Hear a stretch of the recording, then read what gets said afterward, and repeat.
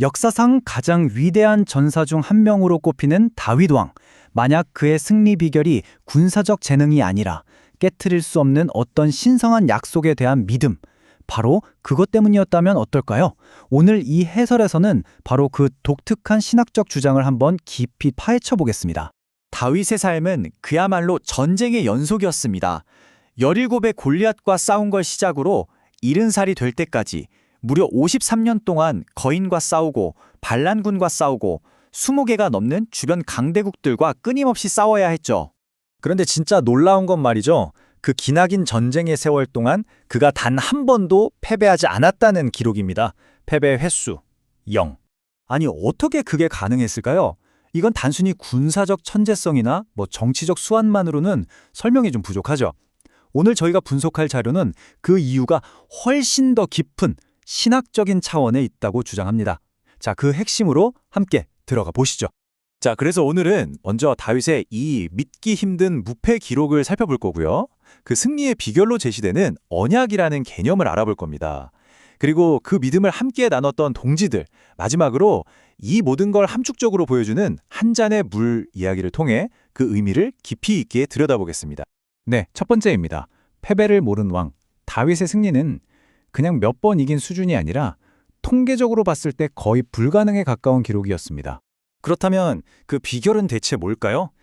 이 자료의 핵심 논지는요, 그게 어떤 군사 전략이 아니라 하나의 확고한 신념이었다는 겁니다. 그 핵심은 바로 메시아 언약이라는 믿음입니다. 이게 뭐냐면 다윗은 자신이 그냥 한 나라의 왕이 아니라 미래의 구원자로 이어지는 아주 신성한 약속의 한 부분이라고 믿었다는 거예요.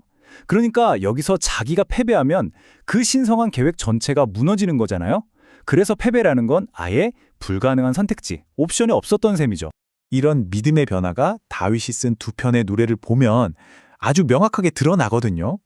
젊은 시절에 쓴 노래는 과거의 승리를 막 찬양하는 데 그쳤다면 노년에 쓴 노래는 앞으로 성취될 그 언약에 대한 희망을 노래하고 있다는 거죠.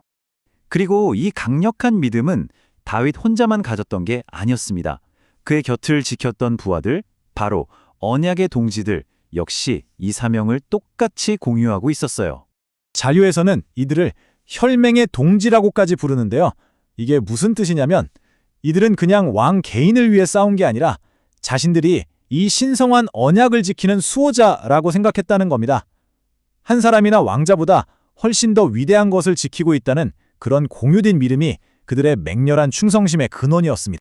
이런 언약적 동지애를 정말 잘 보여주는 아주 강력한 이야기가 하나 있습니다. 자료는 이 이야기를 세 가지 생각하는 마음의 관점에서 분석하는데요. 배경은 이렇습니다. 다윗은 군사 요새에 있고 그의 고향 베들레헴은 적군에게 점령당한 상태예요. 그때 다윗이 향수에 젖어서 누구에게 할 것도 없이 나지막이 읊조립니다. 베들레헴 우물물 한 잔 마시고 싶다. 이건 명령이 아니었어요. 그냥 툭 튀어나온 혼잣말 같은 거였죠. 이 세 마음이 바로 위대한 리더십의 본질을 보여줍니다. 리더의 진심 어린 소망이 부하들의 자발적인 헌신을 이끌어내고 리더는 다시 그 희생을 깊이 존중하면서 더 큰 신뢰를 쌓는 그런 아름다운 선순환인 거죠. 그리고 이 이야기는 한 잔의 물에서 절정을 맞이합니다. 세 명의 용사가 다윗의 그 울조림을 듣고는 정말 목숨을 걸고 적진을 뚫어서 그 우물물을 길어 온 겁니다. 그런데 다윗의 반응이 정말 모두를 깜짝 놀라게 합니다. 그는 그 물을 마시지 않거든요. 대신 물을 딱 들어 보이면서 선언하죠. 이건 그냥 물이 아니다.